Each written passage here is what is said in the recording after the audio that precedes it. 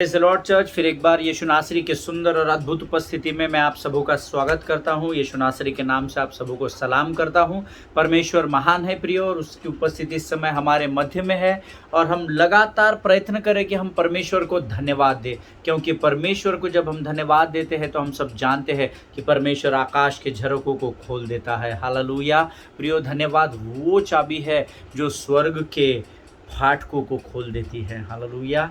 हम पिछले कुछ दिनों से कर्ज से कैसे मुक्ति पाना है, उसके भेद क्या है, इस विषय में सीख रहे हैं। और मुझे आप लोगों के विषय में नहीं पता, लेकिन प्रभु मुझे इन वचनों के द्वारा बहुत ऐसे आशीष दे रहा है। और मुझे बड़ा आनंद दिया है परमेश्वर ने। इन 2-3 दिनों में जो भी हमने अध्ययन किया है, मेरे मन को आनंद से भर दिया है प्रिय। और मैं चाहता हूँ कि वो स्वर्गीय आनंद जो परमेश्वर ने मेरे जीवन में दिया है, मैं लगातार आपके साथ बांटता चलूँ। हालेलुया प्रिय। आइए आज फिर एक बार हम, इससे पहले कि हम आगे बढ़े, हम परमेश्वर के वचनों के द्वारा कुछ बातों को पढ़ेंगे। और इससे पहले मैं आपको एक बात बताना चाहता हूँ। कल एक परिवार का मुझे फ़ोन आया था, और वो उस कैलकुलेशन में लगे हुए थे जो मैंने आपको 20,000 की भीड़ बताई, 20,000 से अधिक। और बहुत सारे प्रश्न थे उनके कि ऐसा क्यों हुआ, ऐसा क्यों हुआ, ऐसा क्यों हुआ। मैं उनको कल तो जवाब नहीं दिया, पर मेरा विश्वास है वे आज सुन रहे हैं। मेरे भाई और मेरे बहन, मैं आपको बताना चाहता हूँ कि हम जब पवित्र शास्त्र का अध्ययन करते हैं तो हम भेद को पकड़े। आमीन, है ना। वो कैलकुलेशन के गड़बड़ में कई बार शैतान हमको बहका देता है। हमको जो कैलकुलेशन है, हमको उसमें वो इतना व्यस्त कर देगा कि हम उसी के बारे में सोचते रहेंगे। लेकिन उस कैलकुलेशन के ऊपर अगर मैंने 20,000 बोला है, तो 20,000 की भीड़ पर किस प्रकार से परमेश्वर ने अपनी कृपा को बरसाया, ये हम अध्ययन करना भूल जाते हैं। हालेलुया। सो नंबर्स में अपने आप को, कैलकुलेशन में आप अपने आप को मेसअप में मत जाने दीजिए। मैन, जो हमारा विषय है उसकी और हमको फोकस होकर रहना है। आमीन। अगर आपको लगता है कि 10,000 लोग थे तो आप 10,000 पकड़ो। आपको लगता है 5,000 थे तो आप 5,000 पकड़ो, क्योंकि आपने मुझसे कहा था कि 5,000 ही तो लिखा हुआ है वहाँ पर। आमीन। लेकिन उस वचन को बड़ी बारीकाई से पढ़ना। आमीन। आपको परमेश्वर ज़रूर भेद की बातों को आप पर प्रकट करेगा। आमीन। मेरा विश्वास है जिन्होंने मुझे ये बात पूछी थी उनका शायद कन्फ्यूजन क्लियर हो गया होगा। और आइए प्रियो, आज इस समय हम इससे पहले परमेश्वर के वचनों में प्रभु से भोजन प्राप्त करें। हम भजन संहिता उसका 51 अध्याय और उसके 10 और 11 वचनों को हम पढ़ेंगे। भजन संहिता उसका 51 अध्याय, उसके 10 और 11 वचन मेरा one of the favourite verse है ये पवित्र शास्त्र का। वचन कहता है, the book of Psalms chapter 51 and verse 10 and 11 says, हे परमेश्वर, मेरे अंदर शुद्ध मन उत्पन्न कर और मेरे भीतर स्थिर आत्मा नए सिरे से उत्पन्न कर। मुझे अपने सामने से निकाल न दे और अपने पवित्र आत्मा को मुझसे अलग न कर। हालेलुया। दाऊद जो एक बहुत ही यशस्वी, बहुत ही सक्सेसफुल किंग था इज़राइल का, वो दाऊद राजा स्वयं इस वचन को लिख रहा है। ऐसा वचन बताता है प्रियो। हालेलुया। प्रियो, हे परमेश्वर, मेरे अंदर शुद्ध मन उत्पन्न कर। हालेलुया। कई बार शैतान हमारे मन में करप्शन डाल देता है, कई बार शैतान हमारे मन को बहका देता है। तो ये प्रार्थना मैं रोज करता हूँ, हे परमेश्वर, मेरे अंदर शुद्ध मन उत्पन्न कर और मेरे भीतर स्थिर आत्मा को फिर एक बार नए सिरे से तैयार कर। हालेलुया। जब जब हम अंगीकार करते चले जाते हैं, स्वर्ग आनंद मनाता चला जाता है और अधोलोक डरता चला जाता है। हमको लगता है कि अधोलोक हमारी बात नहीं सुनता, हमको लगता है परमेश्वर हमारी बात नहीं सुनता, पर मेरी बात का विश्वास करे, धर्मी के मुख से जो हर एक शब्द निकलता है वो दोनों सुनते हैं। हालेलुया। शैतान भी सुनता है और परमेश्वर भी सुनता है। आमीन। इसलिए रोज अपनी प्रार्थना में कहे कि हे प्रभु, मेरे अंदर शुद्ध मन को उत्पन्न कर। ऐसा मन जिसमें कोई छल कपट ना हो, जिस मन में किसी के विरोध में कोई बुरी बातें ना हो, जो किसी के विषय में बुरा ना सोचता हो। शुद्ध मन जब हो जाता है प्रियो, तो हम सब पवित्रता से भर जाते हैं। ऐसा वचन कहता है। हालेलुया। जो भी इस मन में आता है वो पवित्र है, और जब मन में पवित्रता आती है तो मुख से अपने आप पवित्रता ही निकलती है। हालेलुया। प्रभु इन बातों को समझने के लिए आपको आशीष और समझ और बुद्धि और ज्ञान दे। आइए इस समय हम अपनी आंखों को बंद करेंगे और हम परमेश्वर के वचनों की ओर बढ़ेंगे और प्रभु से आज फिर एक बार ताज़ा मन्ना प्राप्त करेंगे। आमीन। आइए हम प्रार्थना करें। धन्य यीशु नाम, धन्य यीशु नाम, धन्य यीशु नाम। आकाश और पृथ्वी को बनाने वाले महान और जीवित परमेश्वर, तेरे नाम को ऊंचा उठाते हैं राजा। तू महान और जीवित है, इसलिए हम तुझे धन्यवाद देते हैं प्रभु जी। सुंदर और पवित्र समय में हम प्रार्थना करते हैं, अपने शरीर, प्राण, आत्मा और बुद्धि को तुझे सौंपते हैं राजा। तेरी आत्मा की अगुवाई में तू हमें आगे लेकर बढ़। आज जो भोजन तू हमें परोसता है प्रभु, उसे समझने के लिए लगने वाली बुद्धि और ज्ञान से भरकर परिपूर्ण कर राजा। परमेश्वर पिता, हम हर परिस्थिति में तेरा धन्यवाद दे सके, ऐसी सामर्थ्य से भरकर तैयार कर। शैतान की हर एक युक्ति योजनाओं को हम अपने जीवन से, अपने परिवार, अपनी सेवकाई से यीशु के नाम से खदेड़ते हैं परमेश्वर पिता। अपने आप को यीशु के लहू में सुरक्षित करते हैं और इस विनती को धन्यवाद के साथ यीशु नासरी के मीठे और पवित्र नाम में मांगते हैं। सुन और बड़ी दया से ग्रहण कर, आमीन। हालेलुया।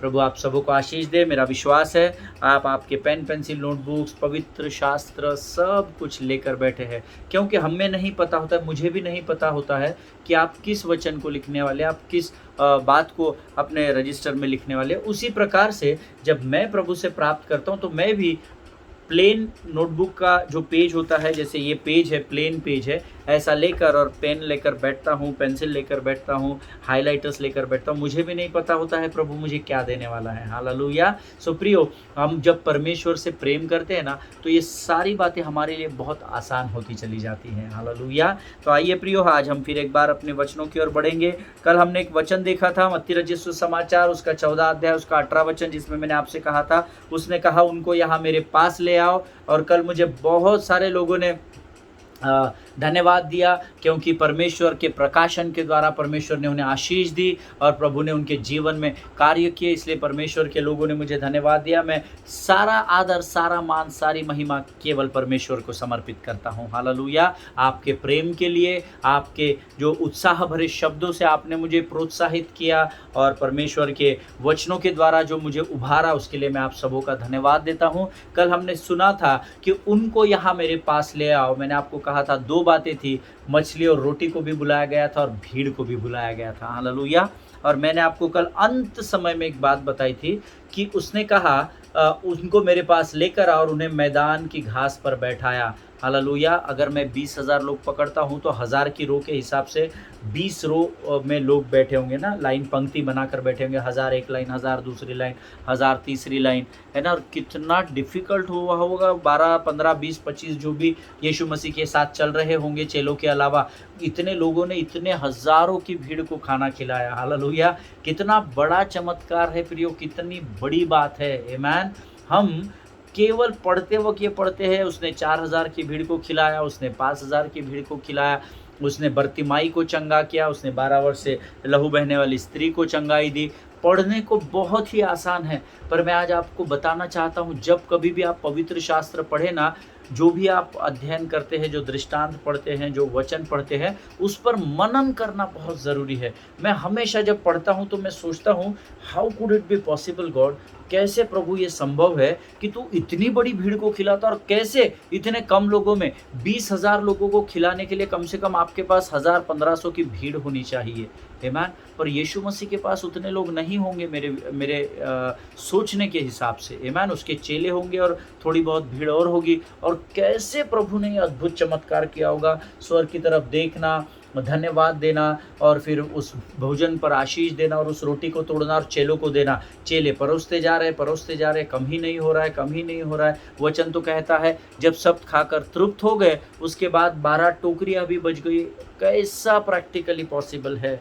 आमीन। पर मैं आपको बताऊं, जब हम यीशु में विश्वास रखते हैं, यीशु के हाथों को थाम कर रखते हैं, तो वो यीशु वो परमेश्वर है जो हमारे जीवन के असंभव बातों को भी संभव कर देता है। हालेलुया। जैसे चेलों के लिए ये बात असंभव थी, इसलिए तो उन्होंने कहा कि we have very little God, हमारे पास ओनली, ये शब्द इंग्लिश के वर्जन में आया है जो हमने पढ़ा था, NIV version, We have here only 5 loaves of bread and 2 fish. Amen. हमारे पास प्रभु सिर्फ 5 रोटी और 2 मछली है। हालेलुया। सो ये कैसे संभव है? I will tell you one thing.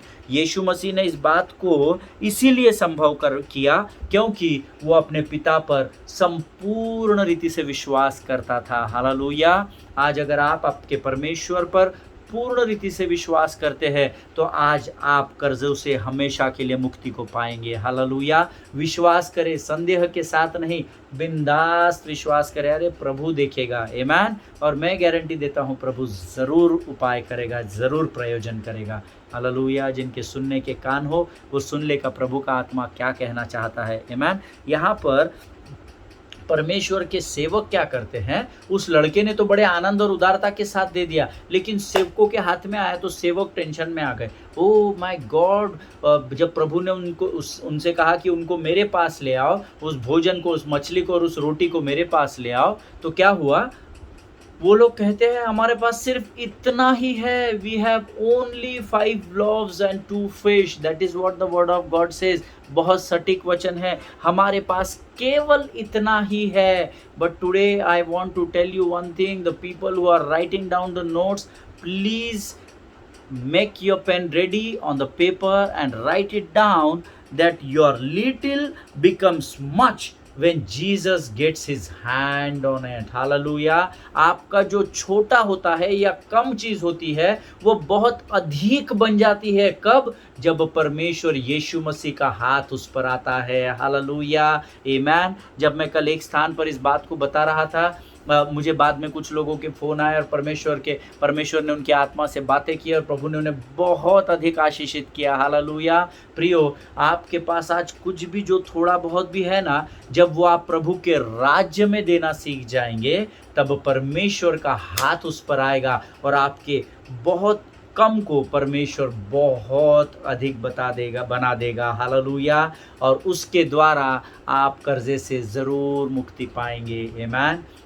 जब मैंने इस वचन को पढ़ा तो मेरा मन आनंद से भर गया, क्योंकि मैंने परमेश्वर से कहा प्रभु मेरे पास तो इतना थोड़ा है, कर्जा तो इतना बड़ा है, कैसे फेडूंगा। क्योंकि अक्सर हम क्या करते हैं, एक कर्जे को फेडने के लिए दूसरा लेते हैं, उसका रेट ऑफ इंटरेस्ट ज़्यादा होता है, फिर उसको ख़त्म करने के लिए हम तीसरा लेते हैं, उसका रेट ऑफ इंटरेस्ट और अधिक होता है, और इस प्रकार से हम कभी भी कर्जे से बाहर नहीं निकल सकते। हालेलुया। लेकिन जब मैंने इस वचन को पढ़ा, प्रभु की आत्मा ने मुझे बताया that Amit, what ever little you have, when you will sow it in the kingdom of God, I am the God who will multiply it abundantly. Hallelujah.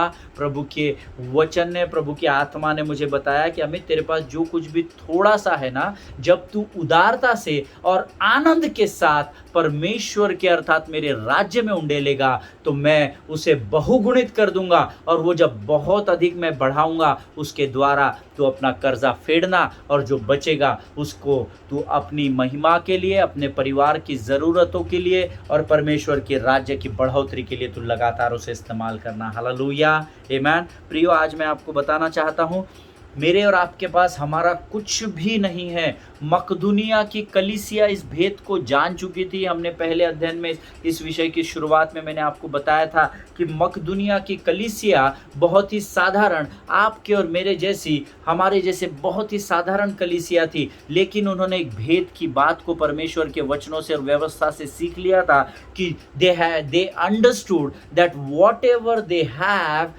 nothing belongs to them, everything belongs to God, amen। और उन्होंने ये सीख लिया था कि भाई हमारे पास जो कुछ भी है, हमारे पास इस संसार के जो भी ऑब्जेक्ट्स है या संसार की जो भी बातें हैं, मोटार, बंगला, गाड़ी, सैलरी, अच्छा घर, अच्छे कपड़े, ये जो कुछ भी हमारे पास है ये हमारा है ही नहीं, ये तो परमेश्वर का है। इसीलिए उन्होंने बड़े आनंद और उदारता के साथ परमेश्वर के राज्य में उसे बोना आरंभ किया। हालेलुया। प्रियो, वचन कहता है जब उनके पास था तब भी वे आनंद से देते थे, और उनके क्लेश और परीक्षा के समय में भी उन्होंने उदारता और आनंद से ही दिया। हालेलुया।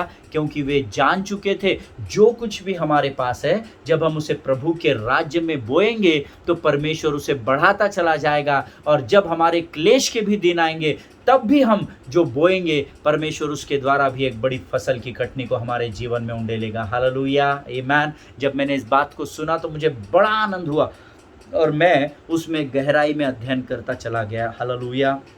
आज मैं आपको बताना चाहता हूँ प्रियो, जो कुछ भी आपके पास है, what ever little you have, it becomes much when the hand of the Lord is upon it. Hallelujah. जब परमेश्वर का हाथ उस पर आ जाता है तो आपका थोड़ा सा भी जो है ना वो बहुत अधिक बन जाता है। हम वचनों के प्रमाण के द्वारा मैं आपको आने वाले अध्ययनों में इस विषय पर हम सीखेंगे। हालेलुया। मेरा विश्वास है जो मैं आपको बता रहा हूँ वह आपके मन और हृदय में प्रभु उंडेल रहा है। हालेलुया। उसे रिसीव करे प्रियो, और परख कर देखिए यहोवा कैसा भला परमेश्वर है। आमीन। प्रियो, एक वचन कहता है, दूसरा कुरिन्थियों उसका 8वां अध्याय उसका 9वां वचन हम सब लोग निकालेंगे। मेरा पवित्र शास्त्र का one of the favourite verse है ये।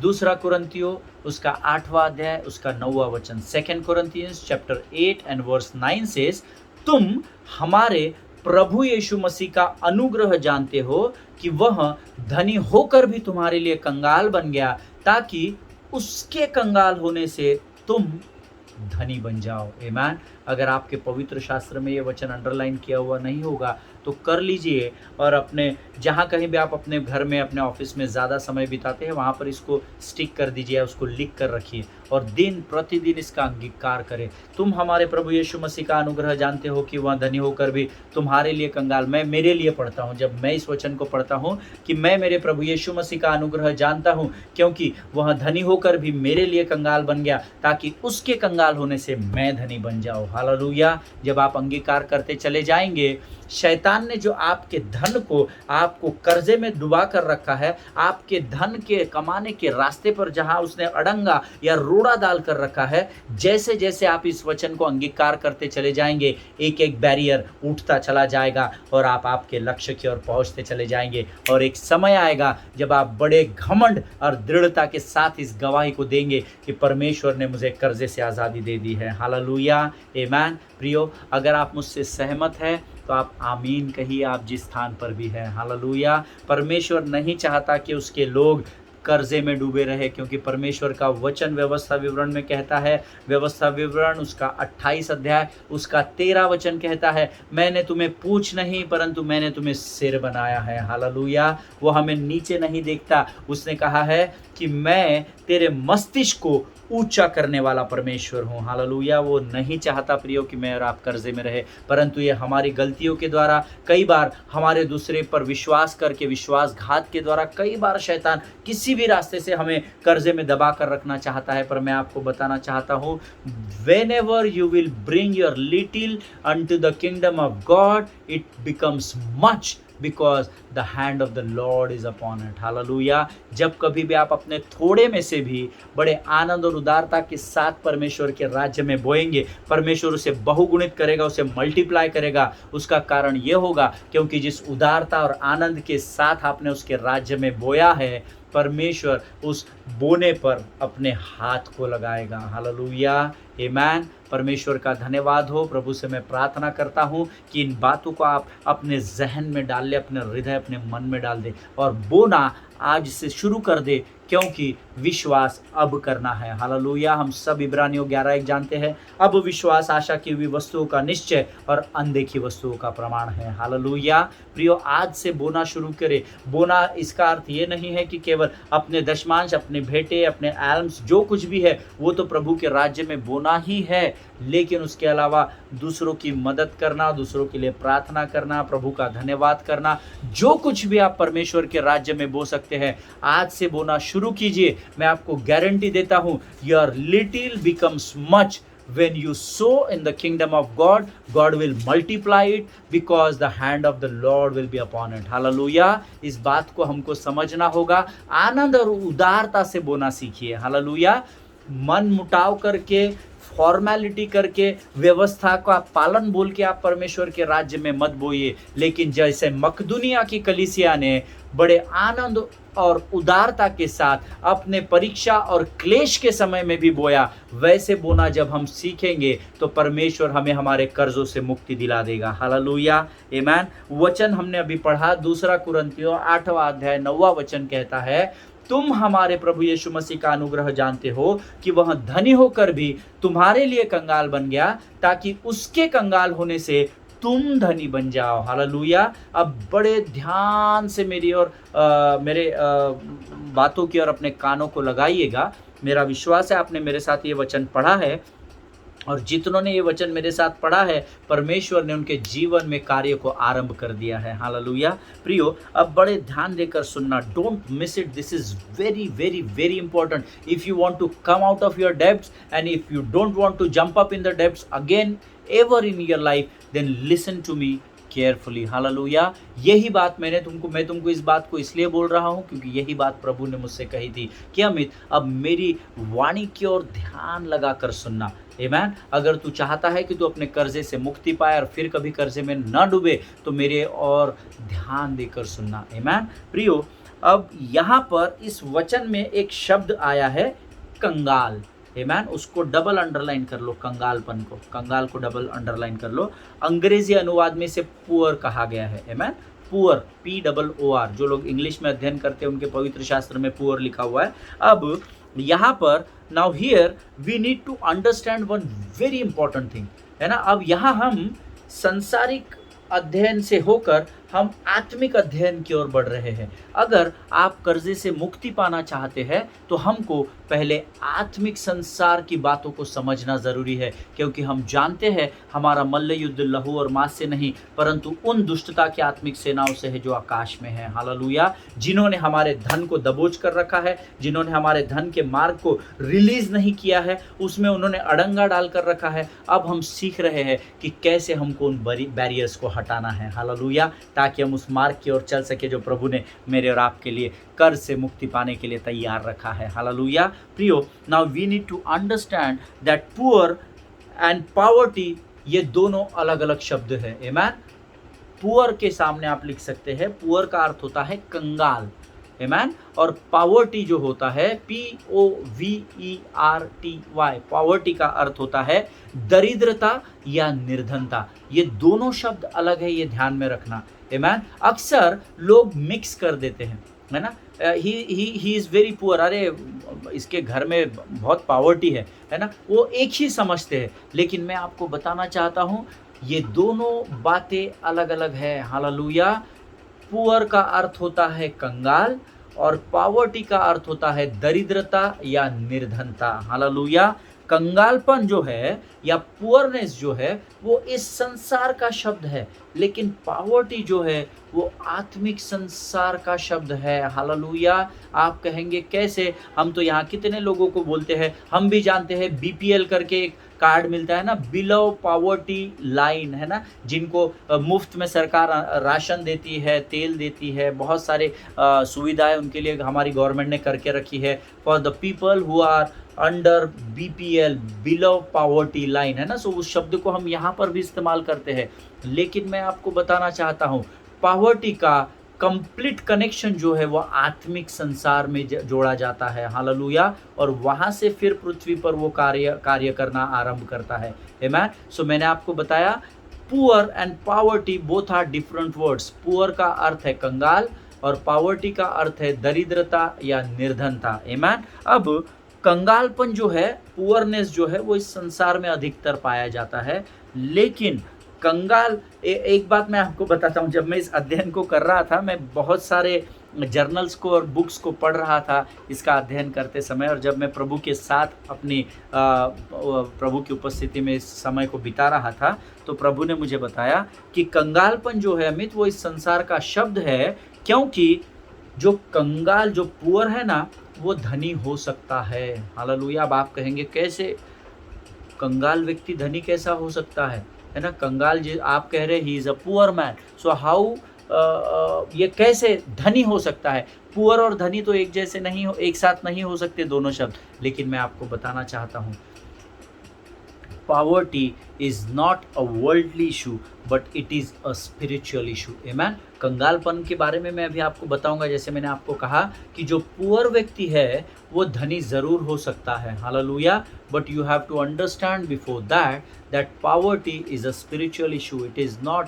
The worldly issue. आमीन। देखिए, अगर आप पुअर इस शब्द का अपोजिट वर्ड अगर गूगल में खोजेंगे तो पुअर का अपोजिट होता है रिच, है ना। हम एक गीत गाते हैं, give thanks with the grateful heart, give thanks to the holy one, give thanks because has given Jesus Christ his son.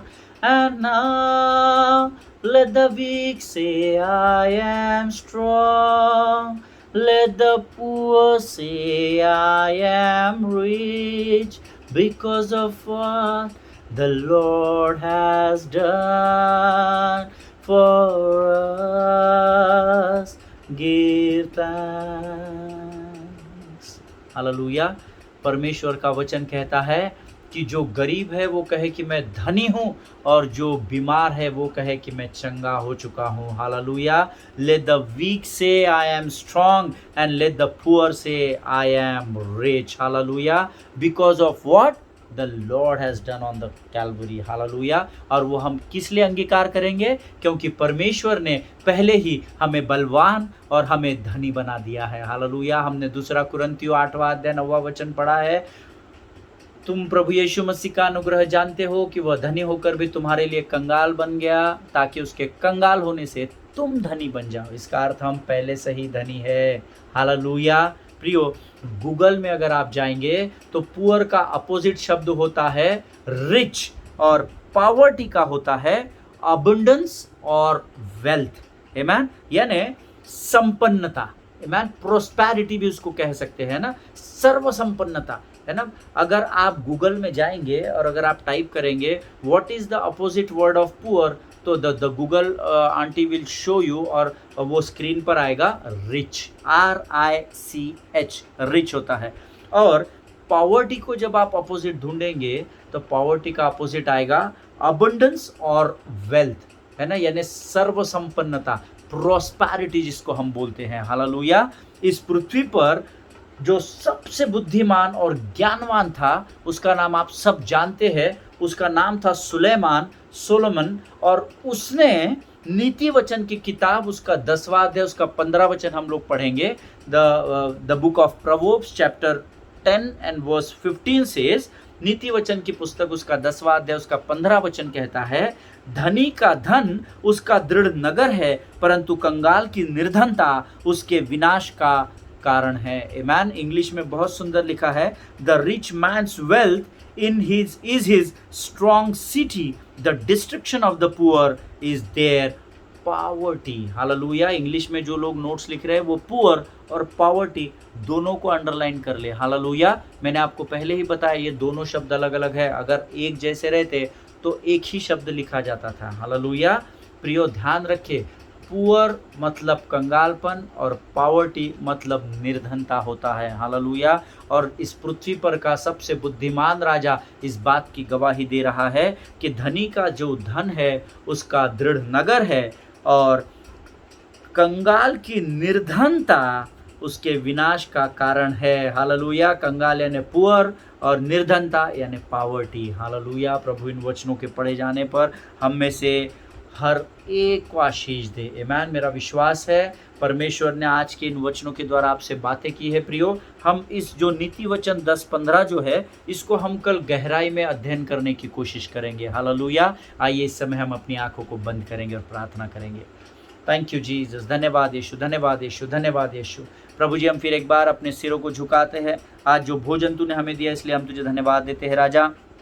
हम विश्वास करते हैं आज तूने हम में से हर एक से बातचीत की है राजा। मैं अपने लोगों के लिए प्रार्थना करता हूँ, स्वर्ग की बुद्धि और ज्ञान से भरकर तैयार कर, ताकि वचन के भेदों को समझ सके प्रभु, क्योंकि वचन के भेदों का प्रकट करता केवल तू है राजा। हम तो बर्तन है प्रभु जिनको तूने चुना है परमेश्वर पिता, परंतु सारा आदर, मान, सम्मान और गौरव तेरा हो राजा, क्योंकि सारी बुद्धि तेरी है परमेश्वर पिता। प्रभु जी, आज जो बातें हमने वचनों के द्वारा सीखी है, हम में से हर एक के मन और हृदय को तूने छेदा, इसलिए हम तुझे धन्यवाद देते हैं राजा। हम इस पर मनन कर सके और भेद की बातों को तुझसे प्रकट कर सके, ऐसी समझ और बुद्धि से भरकर तैयार कर। अब तक हमारे साथ बना रहा, आगे भी तेरी उपस्थिति हमारे जीवनों में बनी रही, ऐसा हम विश्वास करते हैं और इस विनती को धन्यवाद और विश्वास के साथ यीशु नासरी के मीठे और पवित्र नाम में मांगते हैं, सुन और कबूल कर।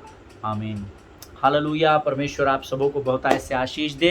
कल हम इस वचन से अपने अध्ययन को वापस एक बार शुरू करेंगे। तब तक स्वस्थ बने रहिए, सुरक्षित बने रहिए। और मैंने आपको एक असाइनमेंट दिया है, एक होमवर्क दिया है, मत्ती रचित सुसमाचार उसका 14 अध्याय और उसके 13 से लेकर 21 वचनों को आज भी आपको पढ़ना है। और अगर परमेश्वर इन वचनों के द्वारा आपको कोई बातें बताता है, ज़रूर अपने कमेंट बॉक्स में लिखिए, आमेन।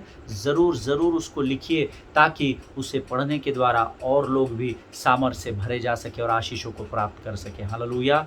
God bless you all. एक दूसरे के लिए प्रार्थना करते रहे, अपने पासबानों के लिए, उनके परिवारों के लिए बिना भूले प्रार्थना करें। प्रभु आपको बहुत ऐसे आशीष दे।